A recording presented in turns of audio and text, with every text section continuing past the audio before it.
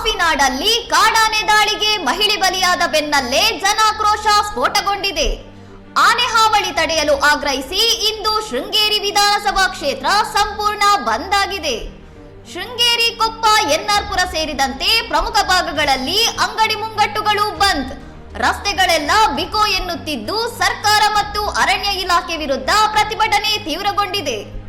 ಬಾಳೆಹೊನ್ನೂರಿನಲ್ಲಿ ಜಮಾಯಿಸಿದ ನೂರಾರು ಹೋರಾಟಗಾರರು ಮಲೆನಾಡು ಹಿತರಕ್ಷಣಾ ವೇದಿಕೆ ನೀಡಿದ್ದ ಬಂದ್ ಕರೆಗೆ ಬಿಜೆಪಿ ಹಾಗೂ ಸ್ಥಳೀಯ ಸಂಘಟನೆಗಳಿಂದ ಭರ್ಜರಿ ಬೆಂಬಲ ವ್ಯಕ್ತವಾಗುತ್ತಿದೆ. ಅಹಿತಕರ ಘಟನೆ ನಡೆಯದಂತೆ ಮುನ್ನೆಚ್ಚರಿಕಾ ಕ್ರಮವಾಗಿ ಬಾಳೆಹೊನ್ನೂರು ಅರಣ್ಯ ಕಚೇರಿ ಸುತ್ತ ಬಿಗಿ ಭದ್ರತೆ.